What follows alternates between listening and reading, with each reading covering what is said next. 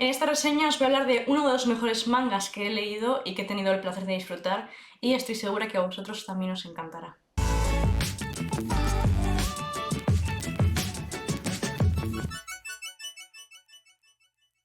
Evidentemente, como veis por el título, estoy hablando de Requiem por el Rey de la Rosa, que ya sabéis que es uno de los mangas que más he estado disfrutando durante mis años de subir vídeos. Ha sido uno de mis favoritos durante muchos años, está en mi top.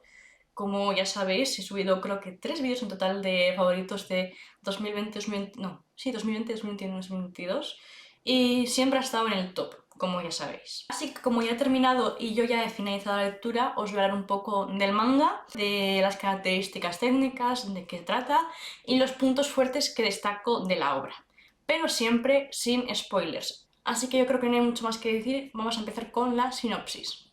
Os voy a leer la sinopsis, que la tengo aquí apuntada, ¿vale? Richard, tercer hijo del duque York, vive convencido de que está maldito. Repudiado por su devota madre, a causa de haber nacido con un cuerpo de ambos sexos, apartado a la fuerza de sus hermanos, lo único que ilumina su existencia es su padre. Sin embargo, la casa de los Lancaster amenaza su frágil esperanza de ser amado y empuja a Richard a cumplir el deseo de su progenitor, que un York se corone como rey de Inglaterra, a cualquier precio. Bueno, la obra completa de Requiem por el Rey de la Rosa consta de 17 tomos con un precio de 8 euros cada tomo, salvo el último, que es una excepción, que tiene una edición especial ahora mismo que cuesta 12, que viene con un librito de historias extra y de entrevistas y todo eso. Tiene un tamaño de gran tancubón o B6 y está editado aquí en España por Tomodomo Editorial. Se empezó a publicar el 25 de marzo de 2019 y finalizó el 17 de abril de 2023, de este año. Y en Japón se publicó con el nombre de Barao no Souretsu. Así que a partir de este punto de reseña voy a empezar a hablar un poco de los puntos importantes que he visto yo en la trama, en los personajes, todo ese tipo de cosas, como siempre hago. Voy a empezar dando mi opinión sobre la trama de esta historia porque me parece uno de los mayores puntos fuertes de la misma. Parece que trata al inicio sobre dos familias enfrentadas que buscan obtener el poder a cualquier precio para gobernar. Y por ello pues se inician guerras y traiciones y lo mítico de pues alguien quiere el poder y pues lo quiere a cualquier precio, básicamente.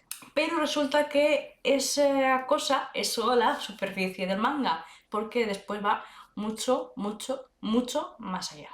Para empezar, trata un montón el manga las relaciones humanas, el aceptarse a uno mismo, el aceptar su cuerpo, las pretensiones y lo que se ve normal no es siempre pues lo más conveniente, o que no hay que asustarse por las cosas diferentes que puede haber, básicamente. En el manga vemos cómo los personajes evalúan a la gente de forma parcial, de primeras, y al final vas viendo el trasfondo de esos personajes y sus relaciones y te vas dando cuenta de que no hay que juzgar a un libro por su portada, evidentemente, y terminan teniendo relaciones amistosas, relaciones familiares entre ellos, que no te pensabas que iban a tener, porque pues uno ya ha juzgado por cómo es, o sea, por cómo parecía ser más que nada, a otro de primeras. Y ya sabemos que no es así nunca. La primera impresión no siempre es la correcta. Diría que el punto fuerte de la trama es el enemigo que hay. Y que no es una persona, no es algo específico, sino que es el miedo. El miedo a lo desconocido, el miedo a lo diferente, a lo que no conoces desde un principio. El miedo que gobierna al final a todos porque están en la guerra, están traicionando a gente. El miedo es lo que reina en este momento en el manga. Durante todo el manga es el miedo, el mayor enemigo al que hay que vencer. El miedo a perder contra tu enemigo. El miedo a que te juzguen solo por tu apariencia externa y no por tu interior, como el protagonista. El miedo es el mayor némesis de esta historia.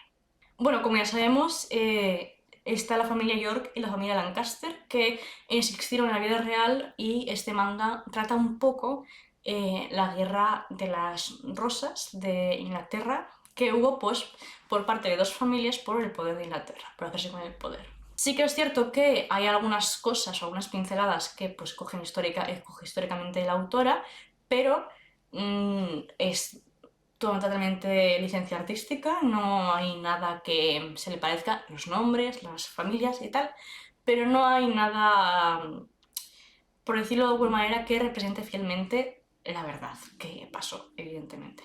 Y ya sabéis que me gusta mucho ese tipo de mangas, un manga medio histórico, pero que no llega a ser histórico como tal, sino que pues hay licencias artísticas. Pasó con Innocent, aunque con Innocent es mucho más riguroso, pero pasó con Innocent, y en Requiem pasa algo parecido, pero con mucho más libertad artística.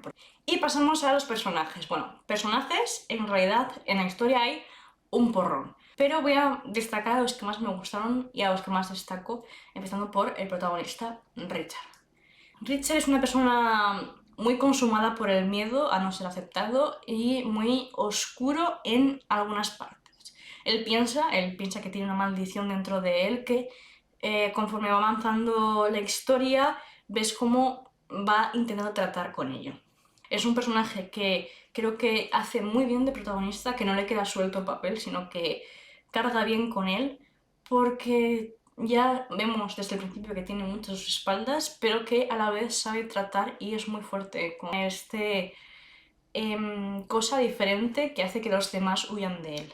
Tenemos al padre de Richard, que es una persona que, a pesar de su condición, le ama. A pesar de su condición, el padre acepta a Richard desde un principio y es el único que aporta algo de estabilidad a su vida.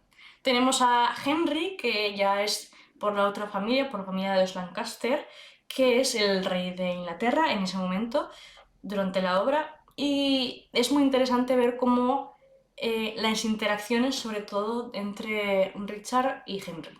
Henry es como la luz del sol y Richard es como la oscuridad.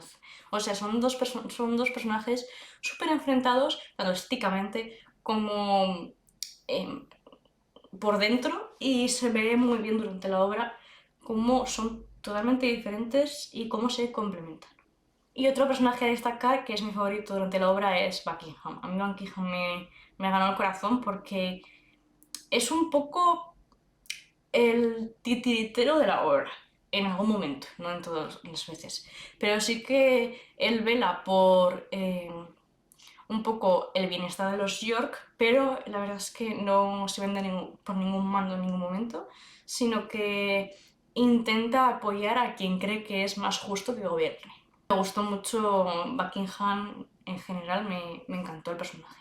Y por último tenemos a Catesby, o como se diga, lo siento, no sé cómo se dice este nombre, yo digo Catesby, que es como el guardaespaldas de los York y el guardaespaldas durante toda la vida de Richard, que conoce desde el principio su afección, que conoce desde el principio sus miedos y su familia, más que nada, y sabe cómo tratarlo y llevarlo, y me parece como la mejor persona de esta obra es él. O sea, me parece como un ángel.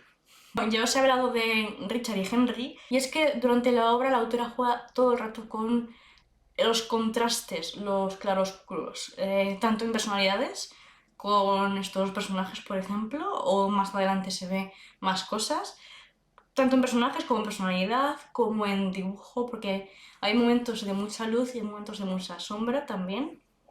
Y se va viendo que es como una línea general durante la obra, ese contraste entre la oscuridad, que es lo que hay que temer, lo desconocido, y la luz, que es lo que hay que seguir, lo que se conoce y se sabe y se tiene como el bien. Va jugando la autora con esos contrastes. Los pecados están muy presentes en la obra, no pecados capitales de estos de claramente, sino un poco todo el rato están jugando con fuego, están jugando con la traición, están jugando con las guerras, están jugando con el pecado sexual también, están jugando con cosas tipo, saben que no pueden hacerlo porque está mal o se les vería mal, pero están todo el rato rozando esas cosas. Y los personajes están como viviendo al límite todo el rato, como rozando los límites de lo que pueden hacer y lo que no, y a veces pasándolos. Vamos a hablar del final, no voy a decir nada evidentemente específico, solo comentar que me pareció un muy buen final de obra. Me pareció un buen cierre para los personajes sobre todo y para la trama más o menos, pero bueno, sobre todo es para los personajes. Se sufre durante toda la obra, evidentemente hay muertes, pues como en todos los sitios, y se sufre un montón. En el final no es menos y me pareció un buen final para este tipo de obra. Bueno, y mencionar que el dibujo de la autora es maravilloso, pero ese tipo de dibujo que juega con un poco eso, los contrastes y el blanco y el negro y tal, y me gustó mucho el dibujo. Y no voy a alargar mucho más la reseña porque al final eso tiene que ser corto y convencer a la gente, pero yo en general a esta obra le doy un 10 sin duda alguna, es mi favorita, seguramente en general de mi estantería, es mi favorita, la que más he disfrutado, la que más tiempo llevo teniendo en mi estantería haciendo y que ya he terminado, porque pues Jonah siempre está ahí tipo más tiempo, pero esta fue una de las primeras que tuve en mi top también. Y por supuesto que os recomiendo esta obra de que la leáis, de que deis una oportunidad, porque es una maravilla. Pues nada, espero que os haya gustado esta reseña. Decidme en los comentarios si ya la habéis leído y que os ha parecido un poco en general, sin spoilers. Como siempre os dejo mis redes sociales que tenéis por aquí y por la descripción por si queréis seguirme o echad un vistazo. Y pues nada, nosotros nos vemos en el próximo vídeo. Adiós.